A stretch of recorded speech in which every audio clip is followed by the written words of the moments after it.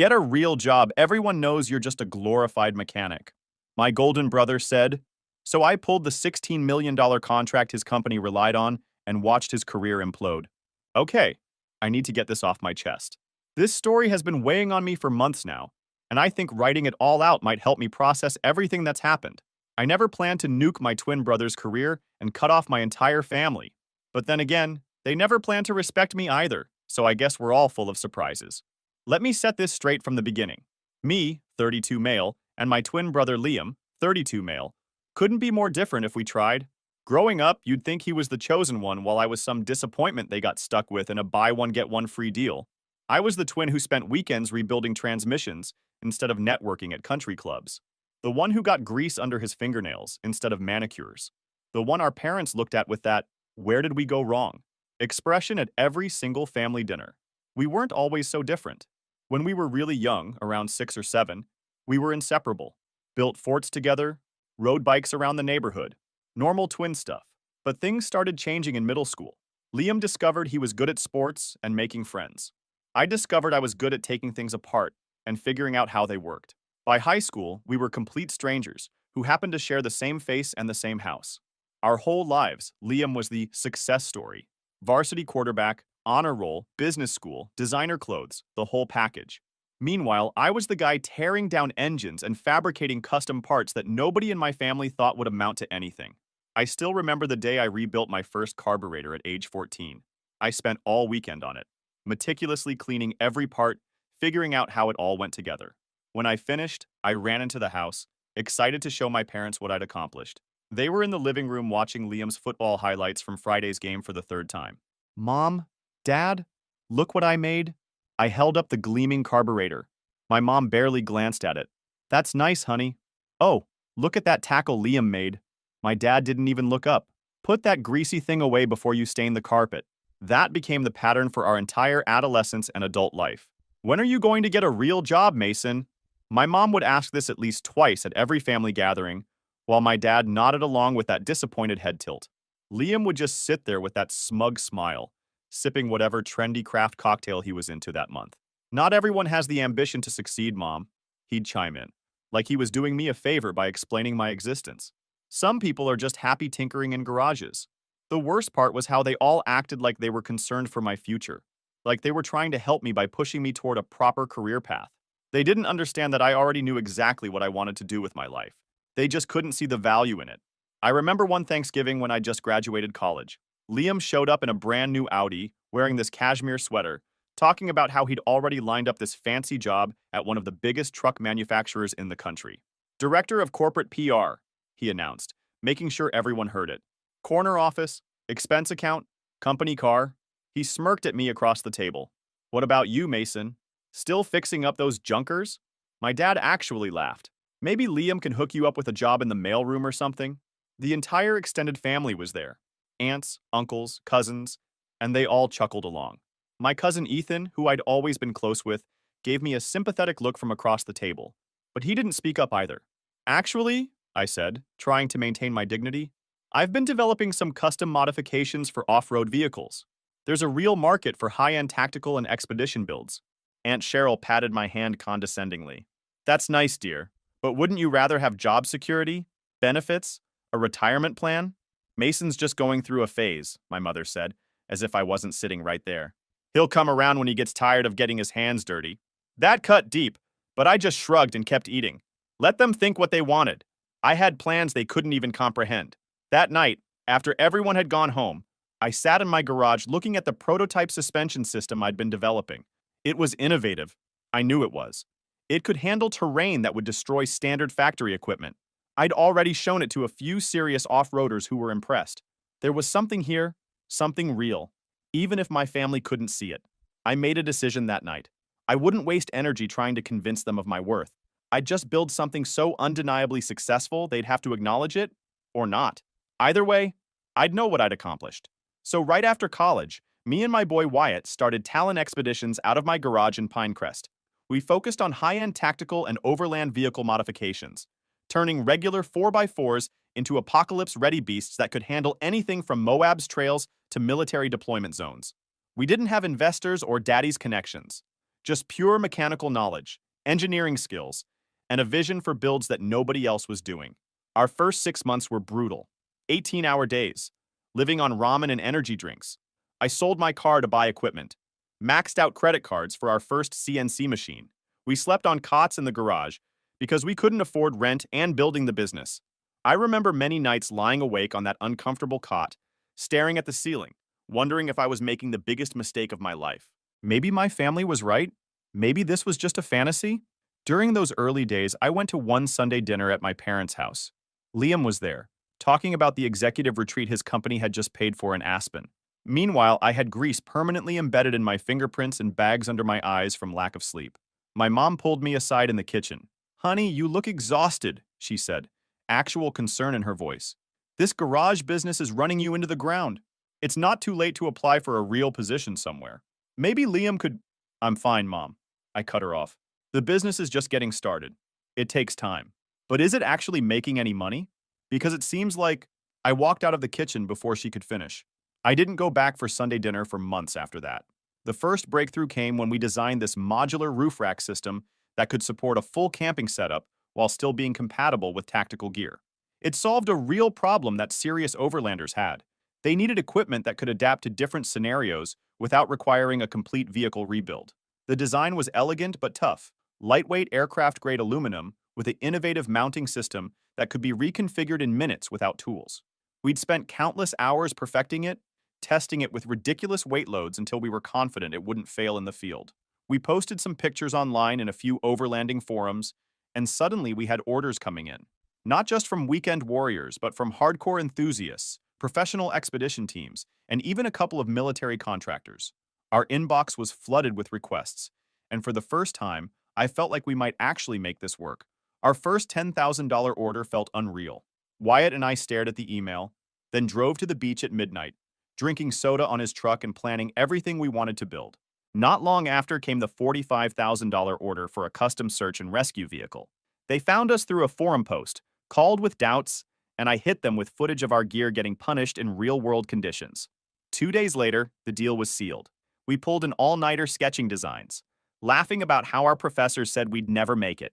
Mine called my suspension system unrealistic, and now we were getting paid to build it. That job was rough. Mistakes, budget issues, barely any profit, but the final result blew them away. They posted it online, and within days, more teams reached out. By the end of year 1, we hired 3 fabricators and moved into a small shop. By year 3, we were in a 20,000 square foot facility with 20 employees. I still remember walking through it, echoes bouncing off the walls, realizing we'd built something real. Through all of this, my family still acted like I was just playing around with trucks. They never asked about the business, never asked to see the shop, never showed a single ounce of interest or pride. I did try once around year 3 to share my success with them. We'd just landed our first government contract, a series of specialized border patrol vehicles designed for desert operations. It was a huge deal for us, worth over $2 million. The client had chosen us over 3 established companies with decades of experience because our designs were more innovative and effective. I called my parents that night, genuinely excited to share the news. "Hey Mom, guess what? We just landed a massive contract with Border Patrol." There was a pause. "That's nice, honey. Did I tell you Liam got nominated for an industry award? For his marketing campaign?" "No, you didn't," I said, deflated. "That's great. He's being flown to Chicago for the ceremony. They're putting him up in a 5-star hotel. I'm so proud of him." "That's really something," I managed. "You should call and congratulate him." "Oh, and are you coming to Sunday dinner? Liam's bringing his new girlfriend. She's a pharmaceutical sales representative. Very successful." I made an excuse about being busy with work. After that, I stopped trying to share my accomplishments with them. At family gatherings, while Liam bragged about corporate retreats and executive lunches, I kept quiet about our military contracts, our expanding facilities, our growing client list. Why bother? They'd made up their minds about me long ago. Christmas dinner 2 years ago was a perfect example. We were all sitting around the table. My parents, Liam, me, and a few relatives. "Had lunch with the CFO today," Liam announced as he carved the turkey. "They're really grooming me for executive leadership." Mom beamed. "That's wonderful, honey. I always knew you were destined for the top." Dad raised his glass. "To Liam's continued success." Everyone clinked glasses while I silently took a bite of mashed potatoes. Then Mom turned to me. Mason, sweetie, have you thought about going back to school? Maybe get an MBA like your brother? It's never too late to start a real career. I could feel everyone at the table waiting for my response, expecting me to admit that I'd wasted years of my life tinkering while Liam climbed the corporate ladder. I'd just smile and say, I'm good with where I am, Mom. My Uncle Dave chuckled. Still fixing up trucks in your garage, huh? Well, I guess someone's got to do it. If they only knew I'd signed the lease on our third facility that morning. If they only knew our revenue had just passed $20 million for the year. If they only knew I'd been interviewed for a major industry magazine the previous week. But they didn't ask, so I didn't tell them. I just passed the gravy and changed the subject. What they didn't know, that by year 5, my company had over 50 employees across 3 locations, pulling in over $30 million a year. We had military contracts, a killer team, and a custom-built testing facility where we pushed vehicles through every extreme condition you can think of. We weren't just in the game, we were setting the standard. But the real thing that they obviously didn't know is that one of our biggest clients, my brother Liam's company, the premium truck package they bragged about, our design, our build, our name behind it, he had no clue he was basically working for one of my clients. It started when one of their engineers saw our builds at a trade show and reached out. One meeting turned into a full-blown partnership. We handled the design and production, they slapped it on their trucks and marketed it like gold. It became their top-selling package, with buyers dropping an extra $30,000 just for our mods. I never said a word to my family. They kept acting like my garage business was cute, while Liam paraded around like he ran the world. Every family gathering, he was showing off his Rolex, bragging about golf with execs, flashing that smug look like I was barely getting by. Meanwhile, I was running a multi-million-dollar operation he unknowingly depended on.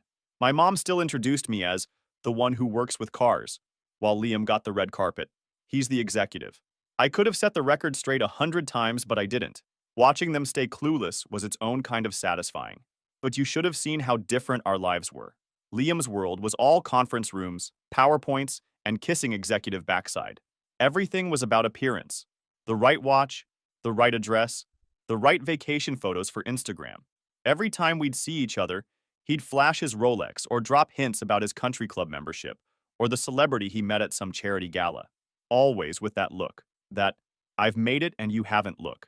He lived in a luxury high-rise downtown with floor-to-ceiling windows and a concierge. He drove a new car every 2 years, always something German and expensive. His wardrobe was full of tailored suits and designer casual wear. He took vacations to places that looked good in photos. His entire life was curated for external validation. I lived differently. I bought a modest house on 5 acres outside the city where I could have a massive workshop and test vehicles without neighbors complaining. I still drove my restored 1978 Bronco most days, though I had a few other project vehicles.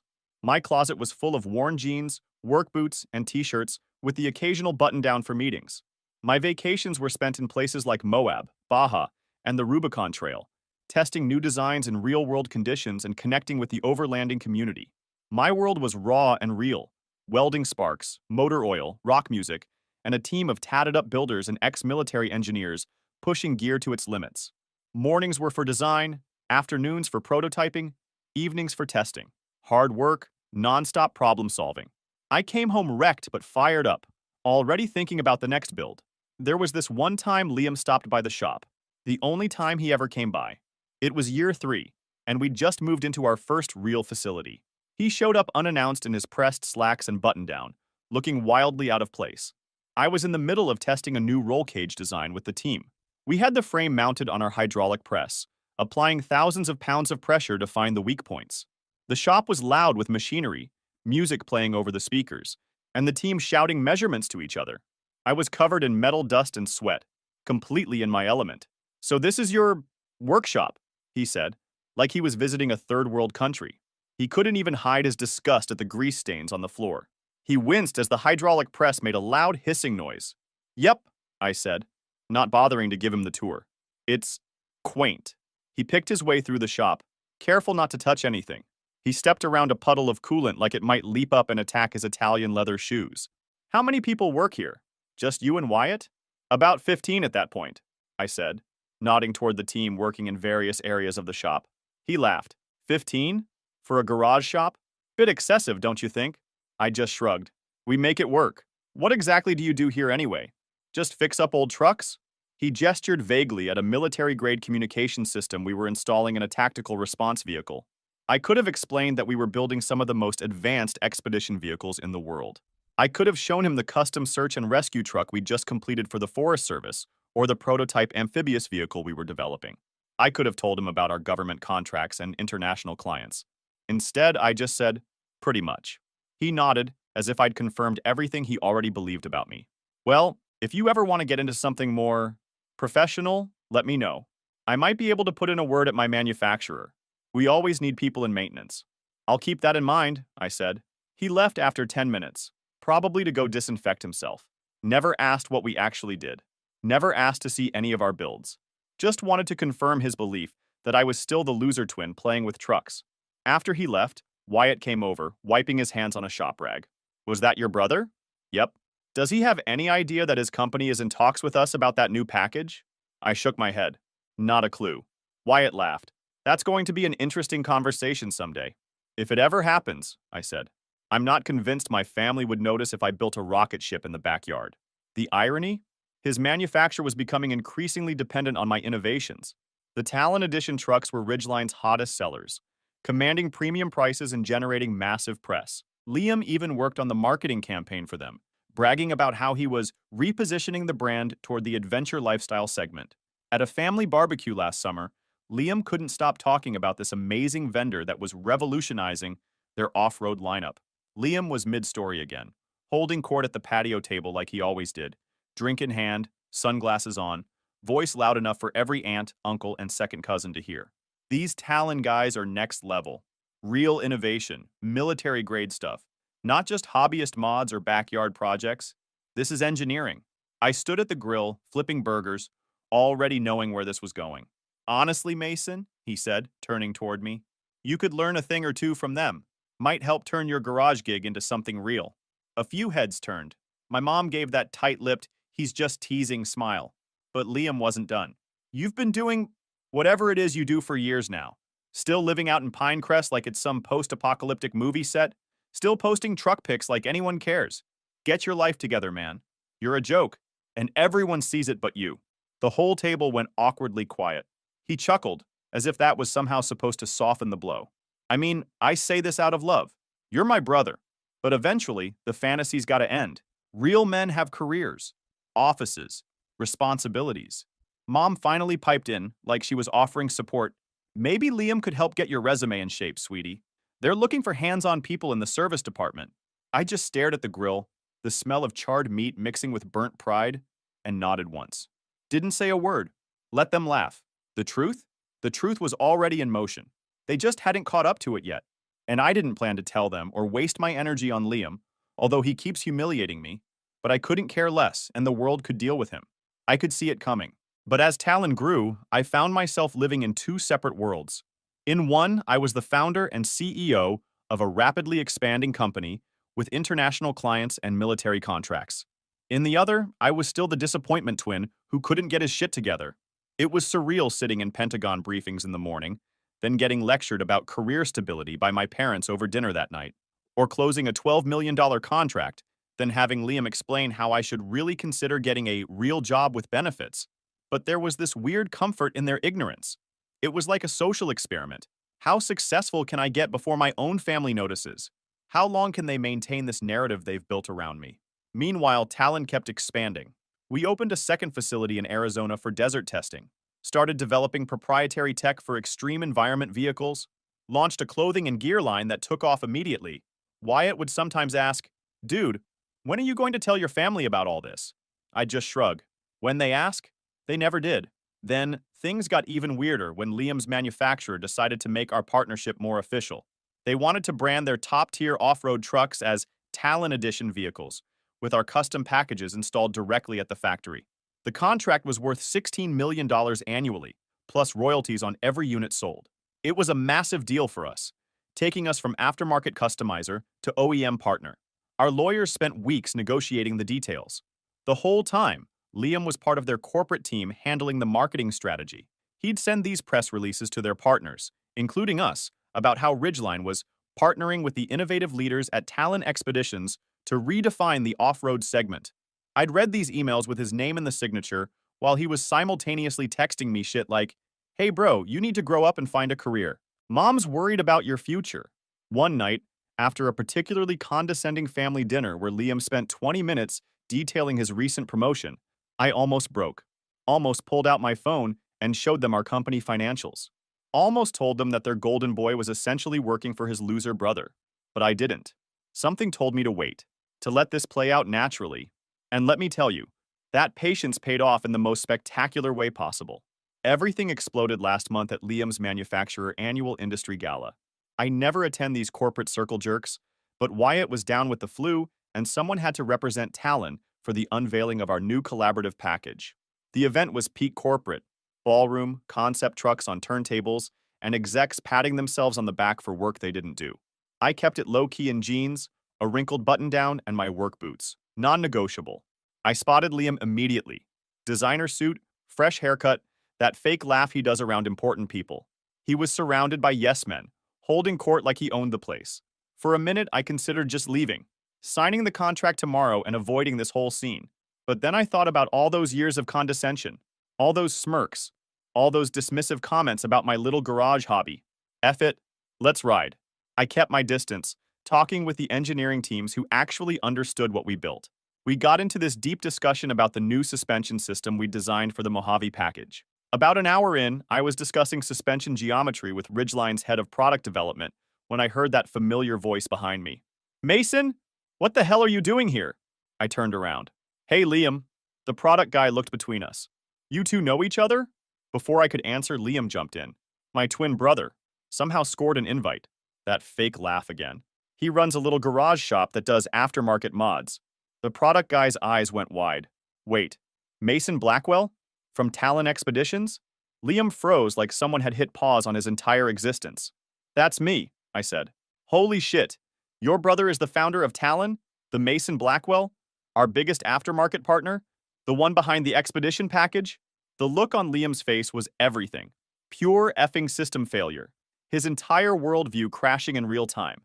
The blue screen of death behind his eyes. People started gathering around us. Some VP slapped my back. "Mason, we've been trying to get you to one of these events for years. Your work is incredible." "The suspension system on the new Mojave package is revolutionary," another exec chimed in. "Our test drivers can't stop raving about it." Liam couldn't compute what was happening. His mouth opened and closed like a fish out of water. Instead of rolling with it, he doubled down like the dumbass he is. "No, there's some mistake," he stammered. "My brother has a small mod shop. He works on used trucks in some industrial park. He's not— This can't be right." I just stood there, letting him dig his own grave. "This has to be a misunderstanding," Liam continued, getting louder. "Mason's company is just a backyard fantasy shop. It's not a real business. Tell them, Mason. Tell them you're not Talon." The room went dead silent, all eyes on us. You could hear ice melting in glasses. I shrugged. "Talon Expeditions. Founded it with Wyatt Keller in 2017. We do the Expedition package for the Ridgeline Maverick and Iron Horse models. Just finalized the military contract for the Border Patrol vehicles last month." Liam looked like he'd been hit with a sledgehammer. Then the mask cracked completely. "Bullshit," he shouted, his face turning red. "You've been working out of that shitty garage shop, always talking about custom builds like some hobbyist. You never mentioned Talon. You never said anything about military contracts." I kept my voice even. "You never asked, Liam." That's when he lost it completely. The perfect, successful twin suddenly realizing he'd been living in his brother's shadow all along. "This is ridiculous. He's making this up." He jabbed his finger in my face. "Get a real job, Mason. Stop embarrassing yourself. Everyone knows you're just a glorified mechanic playing businessman." The room was so quiet you could hear people blinking. Executives exchanged glances. Someone whispered, "Is he having a breakdown?" Liam's manufacturer's CEO stepped forward. "Liam, Mason's company did $42 million in revenue last year. They're expanding internationally next quarter. We've been trying to acquire them for 2 years." Liam's face went through every stage of grief in 5 seconds flat. Denial, anger, bargaining, depression, acceptance, then right back to denial again. He stammered something about needing air and bolted from the ballroom like his ass was on fire. I stayed for another hour, discussed our upcoming projects, then went home. Didn't chase him. Didn't explain shit to anyone. Just let reality speak for itself. That night, my phone blew up. 15 missed calls from Liam. 23 text messages, ranging from enraged, "You've been lying to the family for years," to desperate, "We need to talk right now," to suddenly supportive, "I always knew you had potential." Around 2 a.m., he showed up at my house, pounding on the door like a cop with a warrant. I could see him through the security camera, disheveled, still in his suit but with the tie loose and his hair a mess. "Mason, open the fucking door! I know you're in there!" I watched him on my phone screen while lying in bed, the sound muted. He kept pounding, kept shouting. After about 10 minutes, he sat on my porch steps, put his head in his hands, and started crying? Laughing? Hard to tell. Eventually, he left, but not before chucking an empty glass bottle at my garage door. Real classy. The next morning, my phone continued to blow up. Texts, calls, voicemails. The whole family suddenly wanted to talk. Liam had gone straight to our parents' house from my place and had a complete meltdown, telling them everything. My mom called sobbing, asking why I kept secrets from the family. My dad left this long-ass message about being blindsided and how family shouldn't hide things from each other.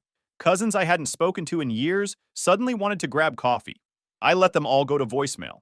I had a company to run and a plan to execute. Liam, in classic form, switched tactics. Sent me this pathetic paragraph about how he always believed in me and was just trying to push me to be my best. Said we should use this opportunity to collaborate more directly. Even suggested I create a position for him at Talon to manage brand communications. The effing audacity. Like we could just erase years of him shitting on me because now he knew I had money. His next text was even better. "Listen, bro, I know I've been hard on you, but that's what brothers do. Push each other to excel. Deep down, I always knew you were going to make it."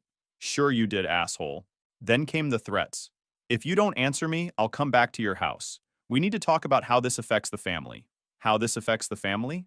How about how the family affected me for the last 15 years? How about the constant put-downs? The dismissal? The complete lack of interest or support? I didn't respond to any of it.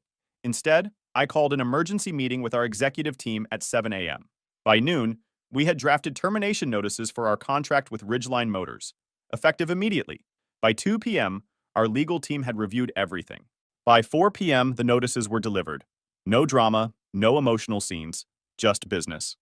I did send one final email to the manufacturer's CEO with Liam CC'd. Let them know we were terminating all contracts, effective immediately. A new partnership was already signed, and all our components would be pulled from their vehicles within 30 days. No explanations, no back and forth, just business.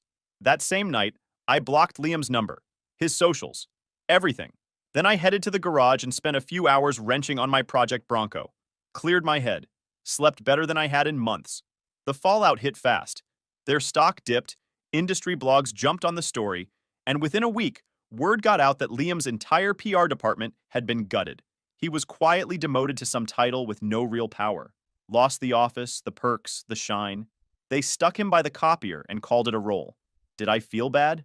Not for a second.